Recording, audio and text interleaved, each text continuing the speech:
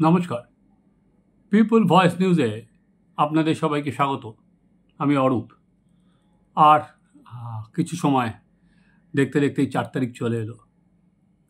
সেদিন আপনারা জানেন রেজাল্ট আউট, তার আগে এক্সিট পোল হবে, সেখানেও আপনারা মোটামুটি একটা আভাস পাবেন রেজাল্টের কী হতে চলেছে।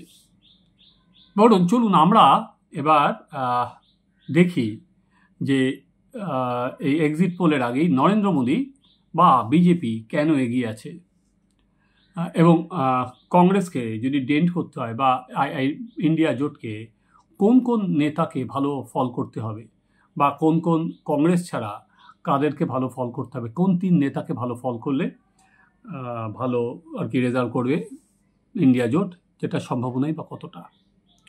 আমরা 4টে ভাগে ভেঙে নিই। যদি দেখি উত্তর এবং পশ্চিম এই দুটো অংশে বিজেপি এখনও পর্যন্ত খুব ভালোভাবে এগিয়ে আছে, ভারতের উত্তরাংশে এবং ভারতের পশ্চিমাংশে। এবার উত্তর এবং পশ্চিমাংশে যদি আপনারা ধরতে পারেন, কারণ উত্তরপ্রদেশ থেকে এখানে বিজেপি প্রায় 80টার মধ্যে 62টা আসন লস করেছে, প্লাস পশ্চিমাংশে আপনার মহারাষ্ট্র, এই জায়গায় বিজেপি এবার কিছু আসন হারাবে। বিজেপি হারাবে থেকে বড় কথা হচ্ছে বিজেপি শরিকরা হারাবে। বিজেপির শরিকরা মানে এখানে হারাবে হচ্ছে সিন্ধে ফ্যাক্টর, শিবসেনা, এবং এখনও জানা যাচ্ছে না যে শরদ পাওয়ার আর অজিত পাওয়ারের মধ্যে কে হারাবে, কিন্তু সেখানে দেখার যে কিন্তু অনেক বেশি সিন্ধের রক্তক্ষরণ হবে। তো বিজেপি যে যদি দেখা যায় বিজেপির এই ওয়েস্ট আর নর্থ এই দুটো মিলিয়ে বিজেপি প্রায় গতবারের ওয়েস্টের আরও যে সমস্ত জায়গা আছে, গুজরাট থেকে শুরু করে সব জায়গায়, এবং উত্তরে যে সমস্ত জায়গা আছে, দুটো মিলিয়ে বিজেপির ঝুলিতে প্রায় 250 আসন ছিল। গতবার বিজেপি জিতেছিল। তাহলে বিজেপির কত কমবে? বিজেপির কি এখানে 30টা বা 40টা আসন কমবে? সেই সম্ভাবনা খুবই কম, 30টা বা 40টা আসন সেই জায়গা থেকে কমে আসা। এবার বিজেপির যদি 50টা আসন বিজেপিকে এখান থেকে কমাতে হয়, তাহলে ফ্যাক্টর হচ্ছে সেখানে দাঁড়িয়ে আমি যে বলছিলাম কোন কোন শক্তি ভালো করলে বিজেপি আর কি ক্ষমতা থেকে সরে যাবে বা ইন্ডিয়া জোট ক্ষমতা থেকে আসবে। কংগ্রেসকে যেমন ভালো ফল করতে হবে, তাছাড়া ভালো ফল করতে হবে হচ্ছে অখিলেশ যাদবকে। অখিলেশ যাদব যদি, আমি মিরাকেল কথাটাই বলছি, অখিলেশ যাদব যদি অঘটন ঘটাতে পারেন, তাহলেই উত্তরপ্রদেশে কিন্তু বিজেপিকে রুখে দেওয়া সম্ভব। কারণ আমরা একটা কথাই বলি, দিল্লির যে রাস্তা সেটা উত্তরপ্রদেশ হয়ে যায়, এবং সেখানে উত্তরপ্রদেশে বিজেপি গতবার 65টা আসন জয়লাভ করেছে। এবার যদি বিজেপির কটা কমবে, সেখানে অখিলেশকে অনেক জায়গায় তাকে কমাতে পারবে। একইভাবে যেটাই বললাম মহারাষ্ট্র, কারণ গুজরাতে বিজেপি ভালোই ফল করবে, সেখানে দাঁড়িয়ে আর কি ডেন্ট করতে পারবে, করার সম্ভাবনা আপ বা কংগ্রেসের খুবই কম। এবার দ্বিতীয় যে সেখানে হচ্ছে এনসিপি কতটা ভালো করবে, সেখানে শরদ পাওয়ার গোষ্ঠী, সে কি বিজেপির কাছ থেকে কেড়ে দিতে পারবে সেখানে দাঁড়িয়ে, বা উদ্ধব ঠাকরে তারা কি ভালো ফল করতে পারবে, তার উপর নির্ভর করছে। মহারাষ্ট্রে বিজেপির আসন না কমলেও এই দুটো শরিক যদি অজিত পাওয়ার আর সিন্ধের আসন কমিয়ে দিতে পারে, তাহলে কিন্তু সেটা এনডিএ ব্লকে একটা চার্ক হবে। এবার বিজেপি 250টা আসনের মধ্যে কটা আসন হারাবে, আমি যেটাই বললাম এটা কোনো সংখ্যার বিচারে এদের উপর নির্ভর করবে। সেখানে দাঁড়িয়ে বিজেপি এবার কিন্তু সেটা অনেকটা পুষিয়ে নেবে হচ্ছে, আমরা যদি বলি ইস্ট এবং সাউথে। ইস্টে কোথায় বলছি, বিজেপি এবার ভালো ফল করবে হচ্ছে ওড়িশাতে, বিজেপির আসন সেখানে বাড়বে। বিজেপির ভালো ফল করার সম্ভাবনা আছে ওয়েস্ট বেঙ্গলে, বিজেপির আসন বাড়বে সেখানে। কিন্তু এই আবার একটা কথা বললাম, আর একটা যে শরিক নেতা যাদের ওপর নির্ভর করবে কংগ্রেস ছাড়া, সেটা কিন্তু আরেকটা শরিক হচ্ছে আরজেডি। সেখানে দাঁড়িয়ে আরজেডি কেমন ফল করবে, বিশেষ করে আমরা দেখছিলাম, যদি আপনারা ফলো করেন, তেজস্বী যাদব সারা বিহার চষে বেরিয়েছেন, এবং তার র্যালিগুলোতে কিন্তু যথেষ্ট ভালো লোক হয়েছে। সেই তুলনায় নীতিশ কুমার বারবার করে দল বদল করে নীতিশ কুমার কিন্তু অনেকটা নিষ্প্রভ। সেখানে বিজেপির আসন যত না কমবে তার থেকে কিন্তু জেডিইউ এর আসন অনেক বেশি কমে যাবে। এবং নীতিশ কুমার এখন বলা হচ্ছে শারীরিক কারণেও উনি খুব একটা সুস্থ নন, সব উনি ভুলে যাচ্ছেন। ফলে ওই যে বললাম যে শরিকরা সেখানে দাঁড়িয়ে আর জেডি কতটা আর কি বিজেপির যে আসন সেখানে থাবা বসাতে পারবে, সে কি বিজেপির আসনে থাবা বসাবে না জেডিইউ এর আসনে সে থাবা বসাবে। কিন্তু এখনও পর্যন্ত যেটা দেখা যাচ্ছে সেটা হচ্ছে আর কি ওড়িশায় সেখানে কিন্তু বিজেপি ভালো ফল করবে। যদি লোকসভা এবং বিধানসভার আসন ভোট সেখানে একসঙ্গেই হচ্ছে, সেখানে বিজেপির ভালো ফল করার সম্ভাবনা যথেষ্ট উজ্জ্বল। দুই দল চেষ্টা করেছিল বিজেডি এবং বিজেপি জোট করা, সেই জোটটা হয়নি। ফলে তারপরে সেখানে বিজেপি যেখানে বলার চেষ্টা করছে যে নবীন পট্টনায়ক সে অসুস্থ, সেই জায়গায় পান্ডিয়ান তার জায়গা নিতে চাইছে, সেটা যে দলের মধ্যে একটা গোলমাল আছে বিজেপি সেই গোলমালটাকে এত তীব্র করে দিতে চায়। একইভাবে ওয়েস্ট বেঙ্গল বিজেপি 18টা আসন আছে, সেখান থেকে সে আসন সংখ্যা বাড়াতে চায়। তো এই কংগ্রেস ছাড়া যেটা আমরা বললাম সেটা হচ্ছে তেজস্বী যাদব, কংগ্রেস ছাড়া অখিলেশ যাদব, কংগ্রেস ছাড়া শারদ পাওয়ার, এরা কতটা আসন নিজেদের ঝুলিতে নিতে পারবেন তার উপরে কিন্তু অনেক কিছু নির্ভর করছে। কারণ বিজেপির আসন কিছুটা আমি বলেছিলাম যে উত্তর এবং পশ্চিম ভারত মিলিয়ে 250টা আসন আছে, সেখানে কিছু আসন কমবে দিল্লিতে, কারণ দিল্লিতে 7 ছিল সেখানে। হরিয়ানায় আসন কমবে, হরিয়ানায় 10টা আসন আছে সেখানে কমবে। এবার আসা যাক পাঞ্জাবে 13টা আসনের মধ্যে কটা, কারণ কংগ্রেস এবং আপের মধ্যে সেখানে সমঝোতা হয়নি, সেখানে দাঁড়িয়ে কি বিজেপি সেখানে আর কি প্রবেশ করতে পারবে, নাকি যেখানে কৃষক ইস্যু এবং সেখানে প্রায় একটা বড় আন্দোলন দাঁড়া বেড়েছিল, সেখানে বিজেপির বিরুদ্ধে এখনও হাওয়া আছে সেখানে, কারণ কংগ্রেসের যথেষ্ট ওখানে গোলমাল প্রবল। একইভাবে আপ ওখানে যেহেতু আপ এবং কংগ্রেসের জোট হয়নি, সেখানে কিছু আসন আপের কমে যাওয়ার সম্ভাবনা আছে। এবার এই যে আমি সংখ্যাগুলো বললাম, এই সংখ্যাগুলোর ওপরই ঘোরাফেরা করবে বিজেপি কতগুলো আসন বাড়বে বা কমবে, বা আমি যেটা বলছি বিজেপি আসন সংখ্যার নিরিখে বিজেপিকে যেটা যোগেন্দ্র যাদব বলছে 230-এ বেঁধে রাখা যাবে, যেটা সম্ভাবনা কিন্তু প্রায় খুব কম। কারণ কংগ্রেসের সাথে বিজেপির সরাসরি ফাইট হচ্ছে প্রায় 178টা আসনে, এবং সেখানে বিজেপির স্ট্রাইক রেট হচ্ছে খুবই ভালো, কংগ্রেসের স্ট্রাইক রেট মাত্র 9।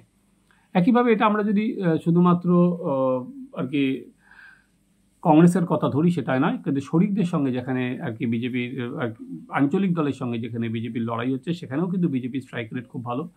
যেমন আমরা উত্তরপ্রদেশের কথাই ধরা যাক, উত্তরপ্রদেশে 2014 হোক বা 2019 হোক, সেখানে অখিলেশ যাদব কোনো দাগই কাটতে পারেনি। একবার তো 2014-তে সবাই মিলে লড়েছিল, সপা বসপা সবাই মিলে। 2019-এ জোট দেওয়া হলেও সেখানেও কিন্তু তাদের প্রত্যেকে আলাদা লড়লেও তাদের স্ট্রাইক রেট কিন্তু খুবই খারাপ।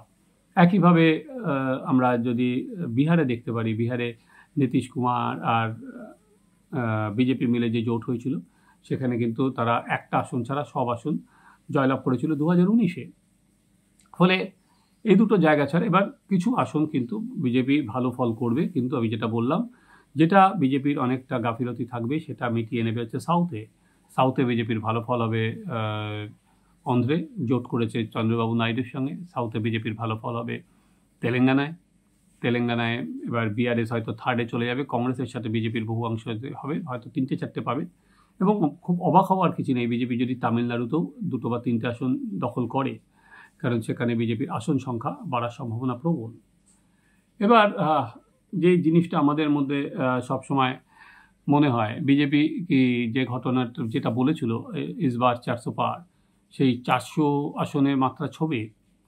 আমার সবসময় মনে হয়েছিল ইসবার 400 পার সবসময় একটা স্লোগান ছিল, বিজেপি 400 পার আর কি পুরো ন্যারেটিভটাকে সেদিকে নিয়ে গিয়েছিল। আমরা সবাই মিলে আলোচনা করছিলাম 400 আসন ছবে কিনা, অথচ 272টা আসন হলেই নিরঙ্কুশ সংখ্যাগরিষ্ঠতা হয়ে যায়, 400 আসন পাওয়ার কিছু থাকে না। কারণ আগে আপনাদের মনে আছে বিজেপি 2004 সালেও বলেছিল ইসবার অটল বিহারী, ফলে এবারে সেটার সঙ্গে যুক্ত হয়েছে ইসবার 400 পার।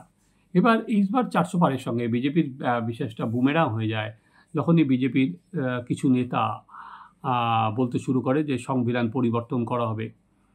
ফলে বিজেপি সেটা তখন দেখতে পারলো, পরিস্থিতি যখন হাতের বাইরে চলে যায় তখন দুটো দিক ক্ষতি হয় বিজেপির। একটা হচ্ছে এটা যদিও বিরোধীরা এই ন্যারেটিভটা খুব সুন্দরভাবে ক্রিয়েট করতে পেরেছিল যে বিজেপি দেখো এই 400 পার বলছে কারণ সংবিধান চেঞ্জ করবে, তোমরা পরের বার ভোট দিতে পারবে না, আর ভোট হবে না, এক দেশ এক নেতা হয়ে যাবে। তখন বিজেপি কিন্তু এবং বিজেপির বহু নেতা তারা ভাবতে শুরু করেছিল যে ঠিক আছে 400টা আসন তো হবেই, ফলে সবই নরেন্দ্র মোদী করে দেবে। ফলে তাদের কর্মীদের মধ্যে একটা গা ছাড়া মনোভাব দেখা দিয়েছিল। এবং আপনারা যদি দেখেন প্রথম দফা বা দ্বিতীয় দফায় ভোট সংখ্যাও কিন্তু কম পড়েছিল, ভোটার কম এসেছিল। তো সেখানে দাঁড়িয়ে বিজেপি কিন্তু অল আউট। তারপর থেকে আমরা কি দেখলাম, বিজেপি সরাসরি মেরুকরণের রাস্তায় চলে গেল। বিজেপি সেখানে নরেন্দ্র মোদী বলতে শুরু করলো যে কংগ্রেস ম্যানিফেস্টো এবং কংগ্রেস যেভাবে করছে সেটা মুসলিমদের সম্পদকে আর কি সাধারণ মানুষের থেকে নিয়ে সেখানে বিলিয়ে দেওয়া হবে, মঙ্গলসূত্র ছিনে নেওয়া হবে, গরু বাছুর বাড়ির নিয়ে চলে যাবে। সেখানে কেন বলল এটা?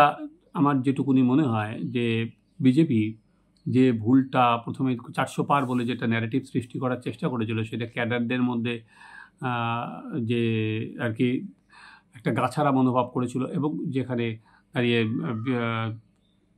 এনডিএ এবং এনডিএ আর কি জোট একটা পাল্টা ন্যারেটিভ ক্রিয়েট করে দেয়। সেখান থেকে যেমন রাহুল গান্ধী বলেছিল যে সংরক্ষণ মানতে চাইছে না, সংরক্ষণ দিতে হবে বলে কংগ্রেস এলে সংরক্ষণ চালু করবে, সেটা থেকে পাল্টা বিজেপি বলতে শুরু করলো কাদের জন্য সংরক্ষণ, শুধুমাত্র কি মুসলমানদের জন্য সংরক্ষণ? ফলে সেটা বিজেপি কিন্তু সামনে নিয়ে চলে এলো। এবার দেখুন যেটা হচ্ছে,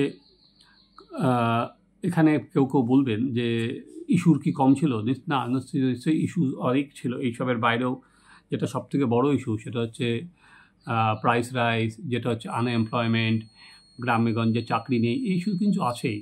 এরকম নয় আমরা যদি ভেবে নিই যে এই ইস্যুটা হঠাৎ করে উদয় হয়েছে, সেই ইস্যুটা হঠাৎ করে কিন্তু উদয় হয়নি। নরেন্দ্র মোদী আসার পর গত 10 বছরে প্রাইস রাইজ বা আনএমপ্লয়মেন্ট বেড়েছে, আস্তে আস্তে বেড়েছে। কিন্তু তার পরেও আমরা যদি দেখি কিছুদিন আগে যে 4টি বিধানসভার ভোট হয়ে গেল, সেখানে কিন্তু নরেন্দ্র মোদী বা বিজেপি জিতেছে। যেখানে রাজস্থান হোক, ছত্তিশগড় হোক, মধ্যপ্রদেশ হোক, সেখানে কিন্তু বিজেপি জয়লাভ করেছে। ফলে আপনি যদি বলেন ডিসেন্ট আছে, সে বিষয়ে কোনো নির্দ্বিধায় বলা যায় ডিসেন্ট আছে, কিন্তু সেটা এরকম কিছু নয় যেটা আমরা যদি বলতে পারি সেটা অ্যাঙ্গার বা এতটাই ক্ষোভ নিয়ে যাবে, সেটা সবাই মিলে দলে দলে আর কি বিজেপির বিরোধিতায় চলে যাবে। সেই বিরোধিতায় যাওয়াতে গেলে আমার যেটা সবসময় মনে হয় সেটা হচ্ছে কংগ্রেস অনেক পরে আর কি, সেই অর্থে কোনো নরেন্দ্র মোদীর বিরুদ্ধে এমন কোনো নেতা নেই যার ওপর সবাই মিলে ভরসা করতে পারবে।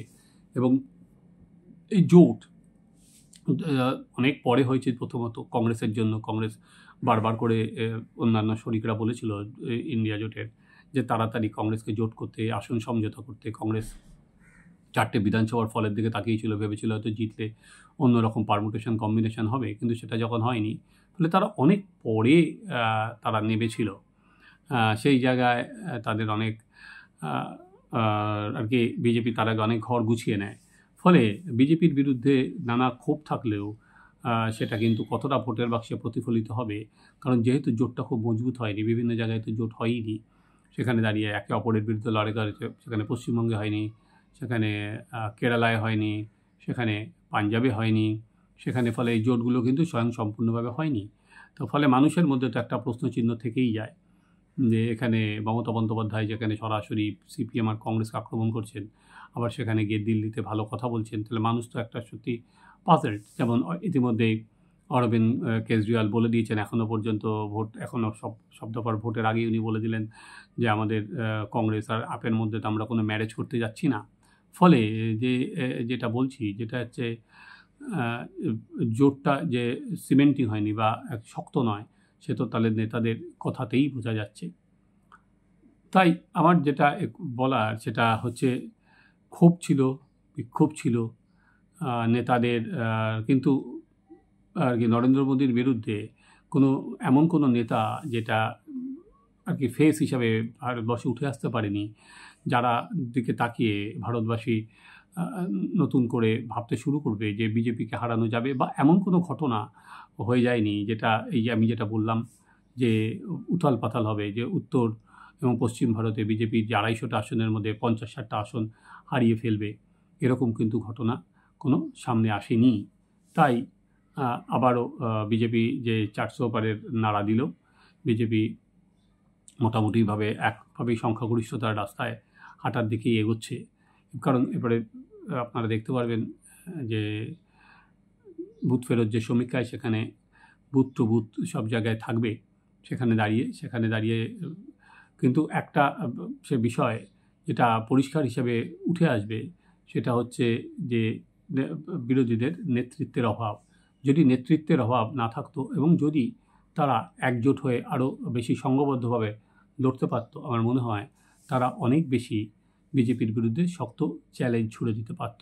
দেখা যাক যে আমরা যে প্রেডিকশন করছি, সেই শরিক দলগুলো কংগ্রেসকে নিয়ে কতগুলো আসন পেতে পারে বিজেপিকে আটকানোর জন্য।